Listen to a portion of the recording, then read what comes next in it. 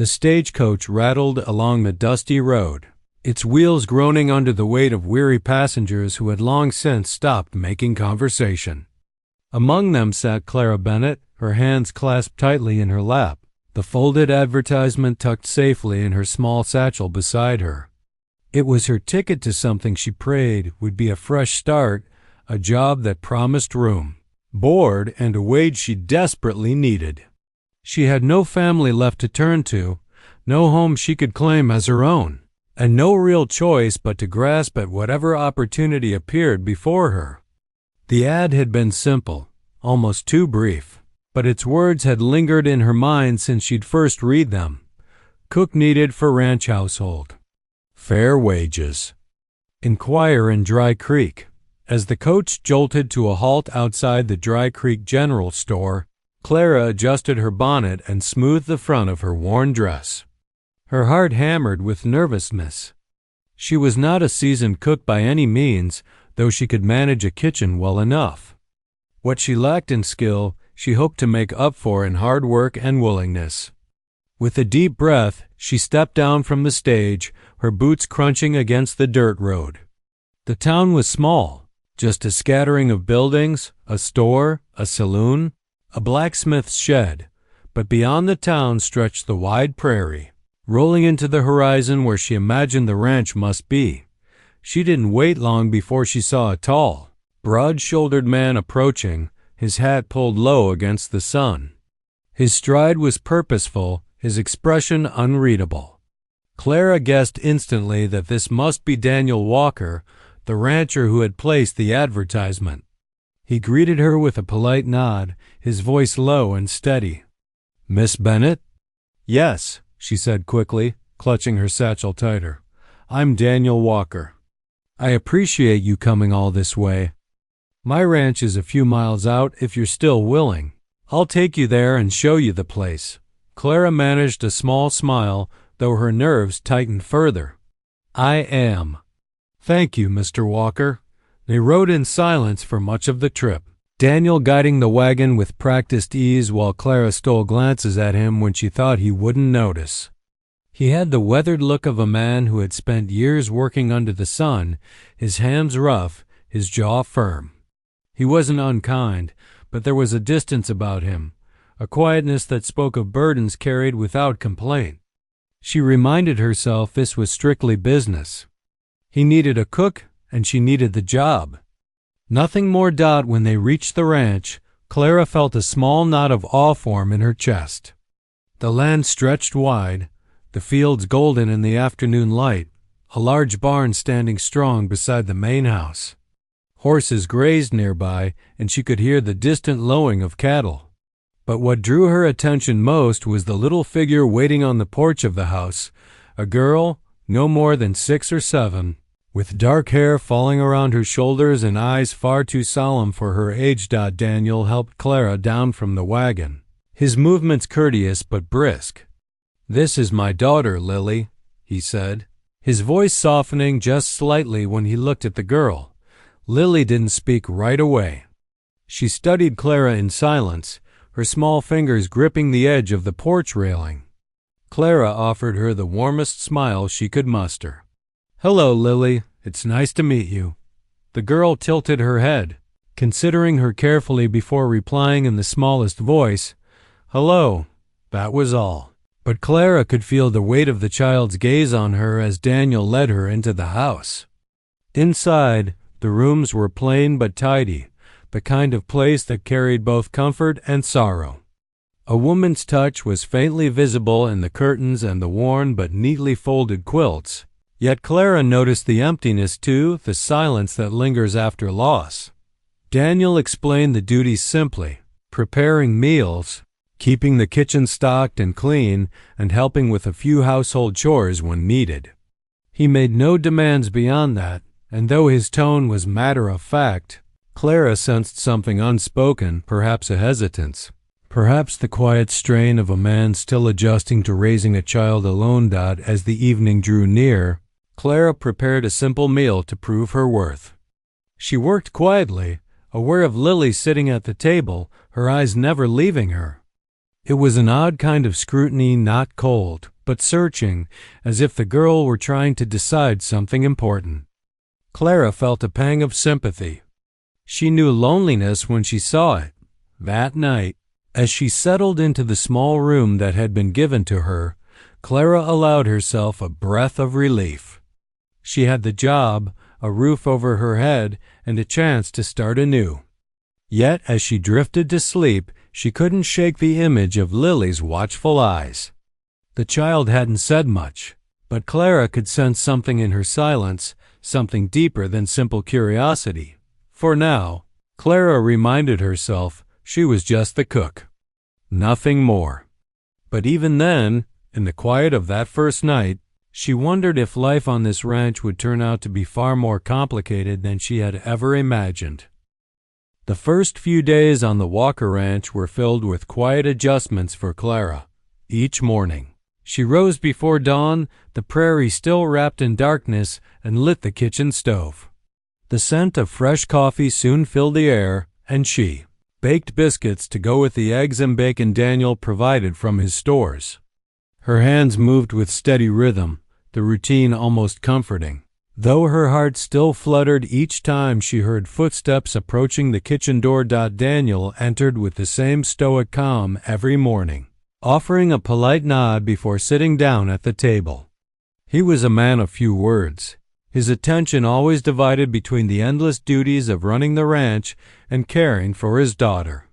Clara spoke little herself, unsure how much to say, but she noticed the way he always thanked her before heading out to the barn. It was a simple courtesy, yet in his reserved manner it carried weight. Lily, however, was another matter. The little girl trailed behind Clara almost constantly, watching every movement with her big dark eyes. When Clara swept the kitchen, Lily followed with her own small broom, dragging it across the floor with determination. When Clara baked, Lily leaned close to watch the dough rise, her tiny nose wrinkling at the smell of yeast and flour. It was endearing and a little overwhelming. One afternoon, as Clara kneaded bread at the wooden counter, Lily piped up suddenly. "Where did you come from?" Clara smiled faintly, brushing flour from her hands. "A town a few days' ride from here. I came because your papa needed someone to help with the cooking." Lily tilted her head, unsatisfied with the answer. "Don't you have family there?" The question cut sharper than Clara expected. Her throat tightened, but she forced a gentle reply. "No, sweetheart, not anymore. That's why I came here. To make a fresh start." For a moment, Lily's solemn little face softened, as if she understood more than a child her age should. Without another word, she climbed onto a stool and began to help shape the rolls, her small hands clumsy but eager. Clara felt a warmth in her chest that surprised her, a tenderness she hadn't allowed herself to feel in years. Still, she reminded herself daily that this was work, nothing more. Daniel had hired her as a cook, and that was where her duty began and ended. Yet the longer she stayed, the harder it became to draw a clear line. Evenings were the most difficult. After supper, Daniel often retreated to his study or stepped outside to check on the animals before nightfall. That left Clara alone in the kitchen, tidying dishes while Lily sat nearby. Sometimes the girl would chatter about her day, recounting the way the barn cat chased mice or how she tried to catch grasshoppers in the tall grass.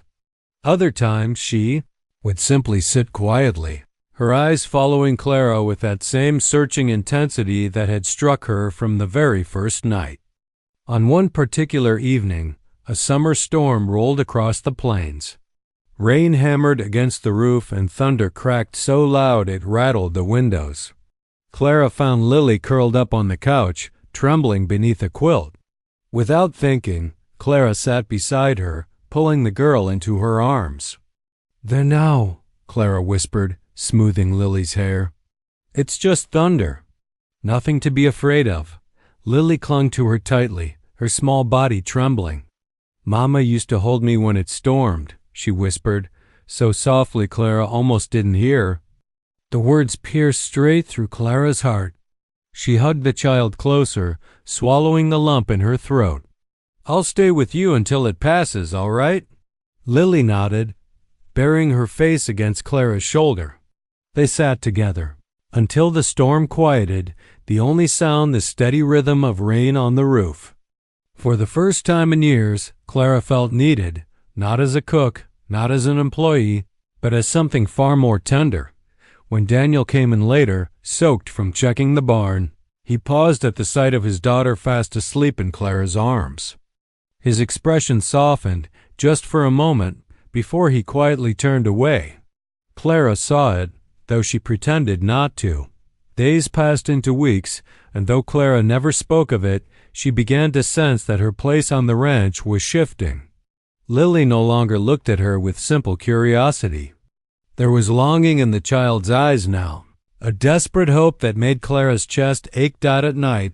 Alone in her small room, Clara often lay awake replaying the day's moments, the way Lily had slipped her hand into hers while walking to the barn, or the way Daniel's gaze lingered on her for half a second longer than necessary before he looked away. These were not things she had come seeking, but they were there all the same, weaving themselves quietly into her heart. She reminded herself firmly that she had only been hired to cook, to keep the house warm and the meals ready. But the truth was undeniable. Each day drew her closer to something she had not expected and did not fully understand. And though she tried to ignore it, she could feel that Lily, with her watchful eyes and innocent heart, was waiting for something more. By the third week, Clara had settled into a rhythm on the Walker Ranch, but she noticed the work no longer felt like mere duty. Cooking meals, sweeping floors, and tending the kitchen had become part of something larger, woven together with laughter, quiet moments, and the delicate threads of belonging she hadn't expected to feel. Lily was the first to show it. The little girl had attached herself to Clara with unwavering devotion. From dawn until dusk, she followed her like a shadow, eager to help with any task. She cracked eggs for breakfast, though she often spilled more than she saved. She stirred pots with a seriousness that made Clara bite back her laughter. And every night, when supper was finished, Lily insisted on helping dry the dishes, her small hands working diligently beside Clara's at the sink. It was in these small rituals that Clara began to see how deeply Lily craved affection. The child leaned into her touch, sought her attention, and confided secrets in a whisper that felt sacred. One afternoon, as they walked through the tall grass behind the house, Lily confessed that she sometimes talked to the sky, telling her mama about her day. Clara listened quietly, her chest tightening with sorrow and admiration for the child's brave little heart. "You can tell me too, if you want," Clara said softly. "I'd be happy to listen." Lily beamed at her, slipping her tiny hand into Clara's. That simple gesture made something stir inside Clara, something she hadn't allowed herself to feel in years longing, perhaps, or the fragile beginnings of hope. Daniel, meanwhile, remained a more complicated figure. He was polite, always thanking her for meals and chores, but his reserve was unshakable. Clara sometimes caught glimpses of something softer, like when he smiled faintly at Lily's antics, or when his gaze lingered on Clara for a moment before he quickly looked away, but he rarely let his guard slip.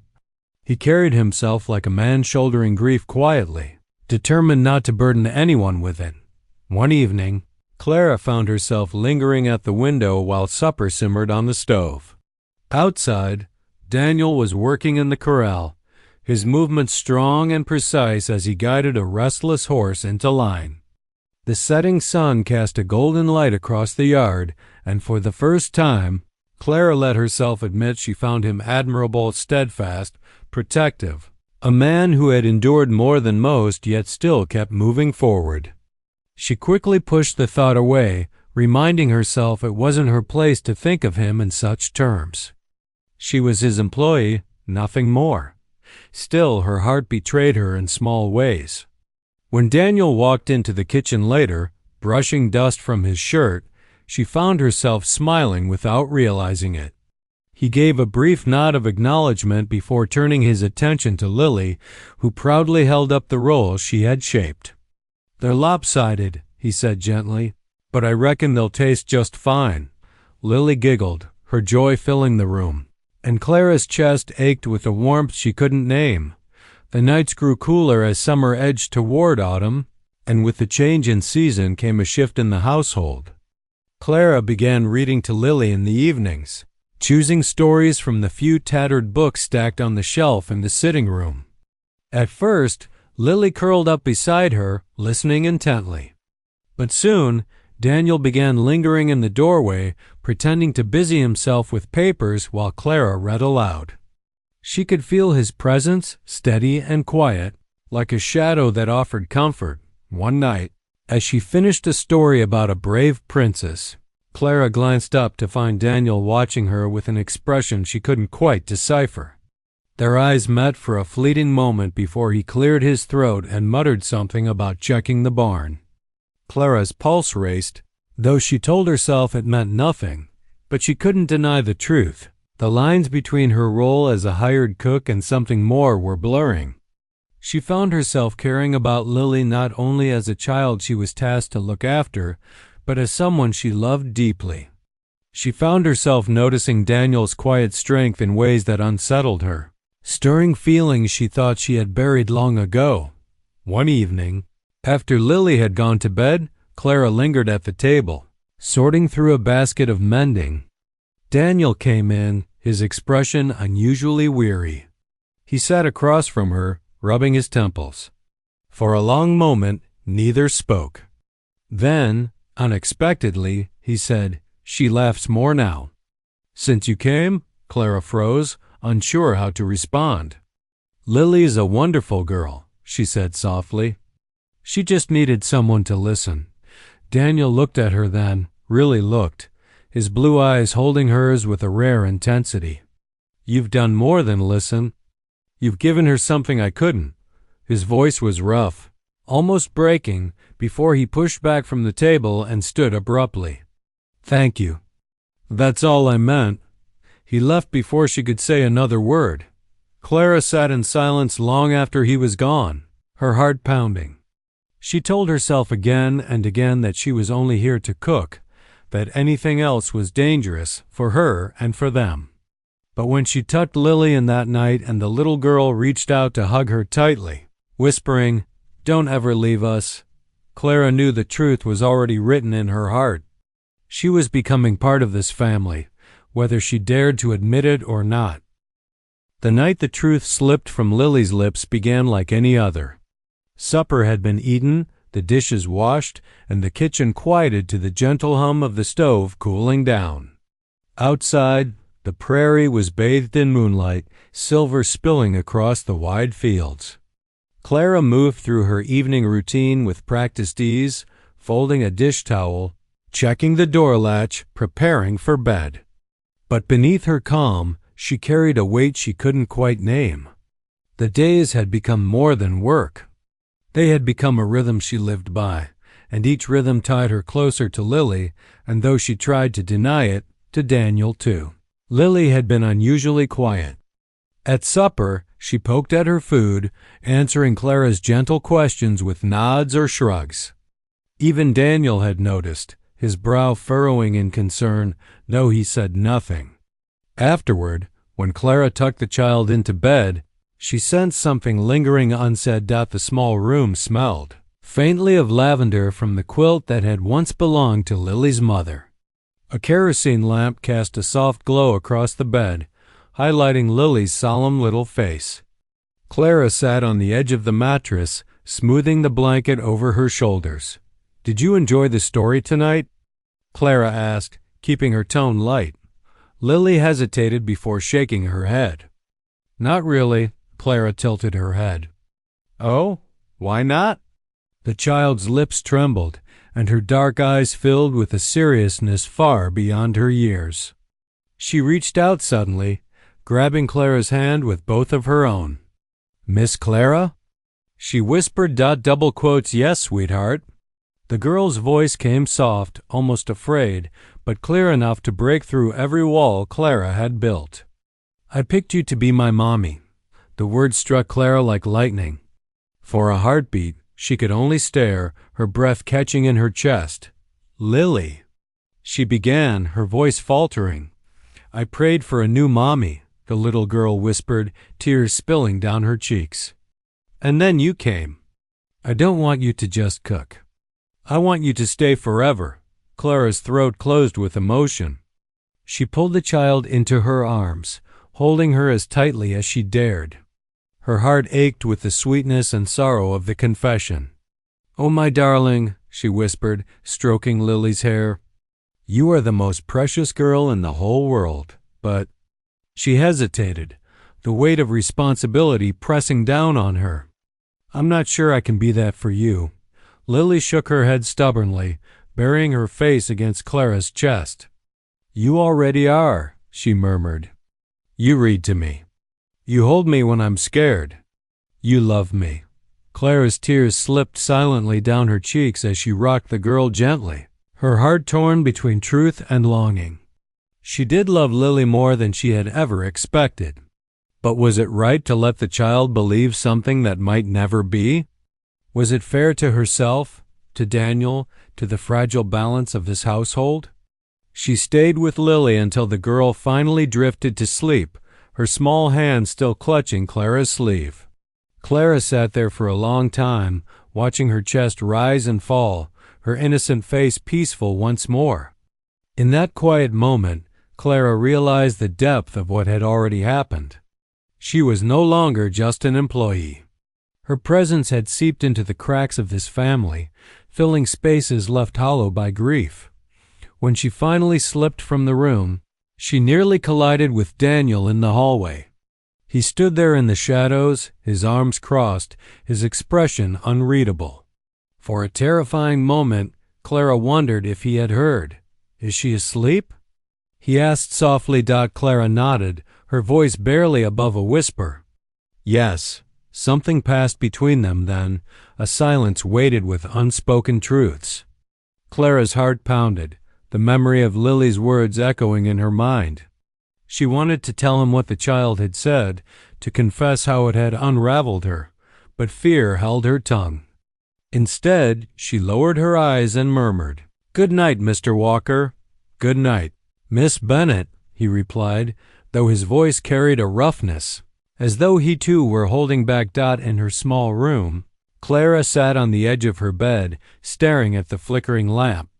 Lily's whisper replayed again and again, "I picked you to be my mommy." The child's faith, so pure and absolute, shook her to her core. She had come here only to cook, to survive, to find a place where she belonged in the simplest of terms. Yet now, belonging had taken on an entirely new meaning. That night, Clara hardly slept.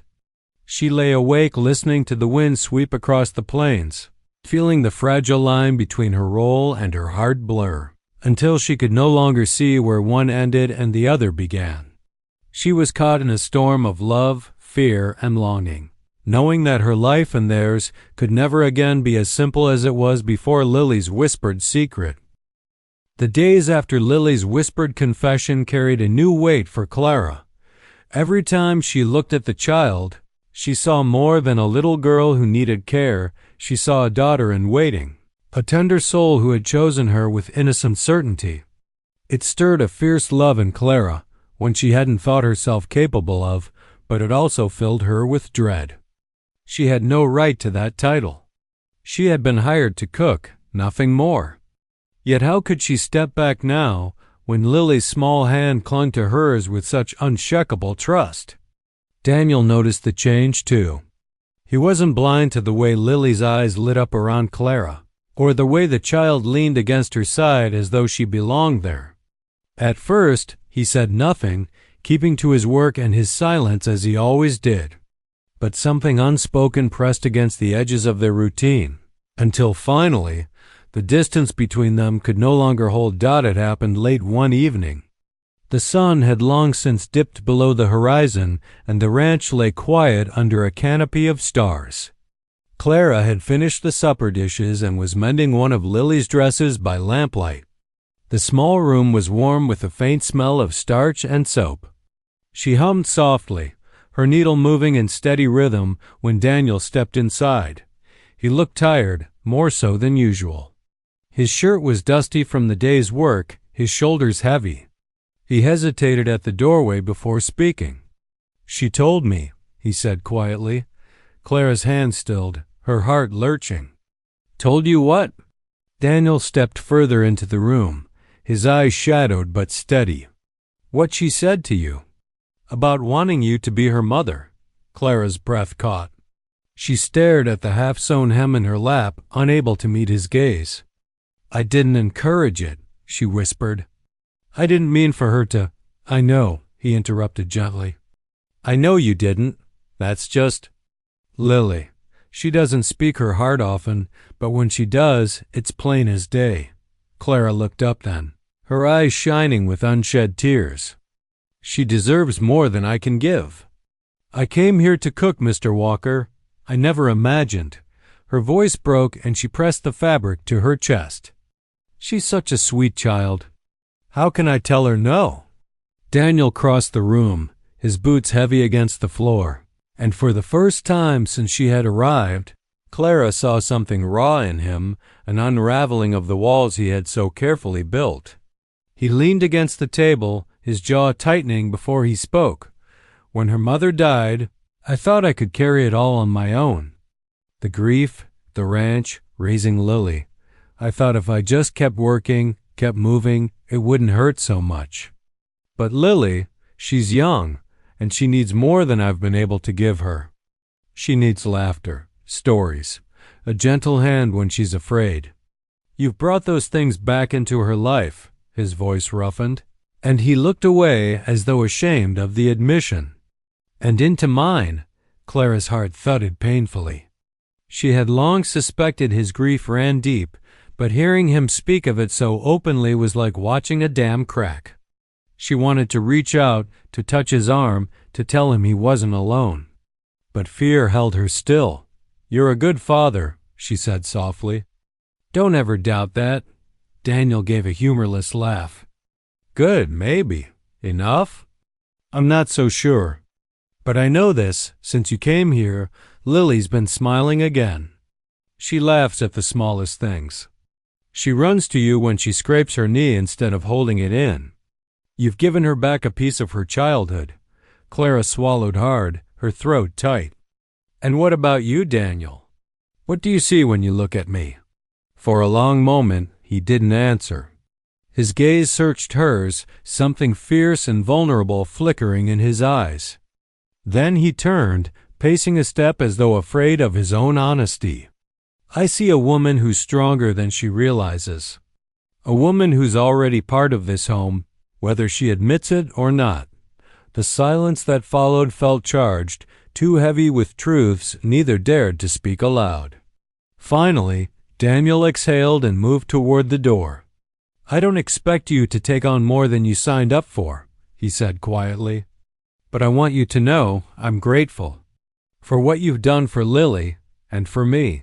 He left before she could reply, leaving Clara trembling in the wake of his words. That night, she sat awake long after the lamp burned low, her heart torn in two directions. She could not deny the bond forming between her and Lily, nor could she ignore the growing pull toward Daniel. Yet the risk terrified her. To let herself believe she belonged here, to allow herself to hope for love after so much loss, was she strong enough for that? Still, as she finally lay down and closed her eyes, Clara knew one thing with certainty. She could no longer pretend she was only the cook. Something deeper had taken root, and whether she welcomed it or not, it was changing all of them. The days that followed the little girl's whispered confession became a turning point in all their lives. What had started as an arrangement of convenience, a widowed rancher hiring a woman to cook and keep house, had grown into something that none of them could deny any longer. At first, Ella kept telling herself she was there to help, nothing more, that she could leave once she'd saved enough money to stand on her own 2 feet. But each passing day wove her deeper into the fabric of the ranch, and deeper still into the hearts of both the man and the child who had needed her far more than they ever admitted. Little girl clung to Ella with an innocence and certainty that pierced straight through her heart. Every morning, when Ella tied the child's braids and brushed back her bangs, she would say things like, "When you stay, we can plant flowers together, or you can sit with me at church, right?" It wasn't pleading, it was confidence, as though the child believed Ella belonged with them. Ella tried to brush it aside, to remind herself not to assume too much, but the truth was, she wanted that sense of belonging as desperately as the little girl wanted a mother. The rancher, Samuel, grew quieter in those days, not from coldness, but from the weight of choices pressing on his heart. He had hired Ella out of need, thinking only of food on the table and order in the home, but now he found himself drawn to her in ways that unsettled him. He caught himself listening for the sound of her laughter, watching her kindness soften his daughter's grief, and noticing how even the simplest moments, her humming in the kitchen, her gentle touch on his daughter's shoulder, brought peace into a house that had known too much silence. He had loved once before and lost. The ache of that loss made him afraid to hope again. And yet, hope was already taking root, no matter how much he tried to hold it back. One evening, after supper, the child slipped into Ella's lap and whispered again, "You're my mommy now, right?" Ella felt the warmth of those small arms, the fragile weight of that trust, and her throat tightened. Before she could answer, she glanced up and found Samuel standing in the doorway, watching them with a look that spoke more than words ever could. He didn't stop the child or correct her. He simply met Ella's eyes, his silence saying what his lips hadn't yet dared. Still, fear tugged at Ella. She was no stranger to rejection, to being told she wasn't enough, to being left behind. Could she truly step into this life and believe it would last? What if Samuel saw her as nothing more than help in the kitchen? What if, when the child grew older, she no longer wanted her? These doubts haunted her, but each time, the warmth of their acceptance chipped away at the walls she had built around her heart. The turning point came on a stormy night when thunder shook the windows and lightning split the sky. The child awoke crying, and Ella rushed to her room, gathering her close, soothing her with whispers and lullabies. Samuel entered moments later, his face drawn with concern. But instead of reaching for his daughter, he stood still, watching how Ella held the girl as though she had been born to that role. His eyes softened, and when Ella looked up, their gazes locked. Something unspoken passed between them, a recognition, a surrender to the truth they had both resisted. The next morning, Samuel finally found the courage he had been searching for. On the porch, with the sun rising over the pastures, he turned to Ella and spoke plainly, his voice steady but filled with emotion. "I brought you here to cook, but somewhere along the way, you became the heart of this home. My daughter sees you as her mother. And truth is, I can't imagine this place without you anymore. I don't want to." His hand trembled slightly as he reached for hers. "Will you stay? Not as help, but as family. As my wife." Tears brimmed in Ella's eyes, her chest tightening with both joy and disbelief. For so long she had dreamed of belonging, of being chosen not out of pity but out of love. Now here it was, offered to her openly. She nodded, unable to speak at first, then whispered through her tears, "Yes, yes, I'll stay." The child, who had been listening from the doorway, let out a squeal of pure delight and ran to wrap her arms around both of them. "I knew it," she cried. "I knew you were my mommy." Laughter broke through the tears, and in that moment, the three of them stood together, bound not by blood, but by the stronger bond of love freely given and received. From then on, the ranch no longer felt like a place weighed down by loss. It became a home alive with hope, with shared meals and shared laughter, with a little girl who finally had both parents' arms to hold her, and with two broken hearts that had found healing in each other. What had begun as a simple job became a lifelong promise. Ella had been hired to cook, but instead she had been chosen by a child's innocent wish, by a man's reluctant heart, and by love itself to be part of a family.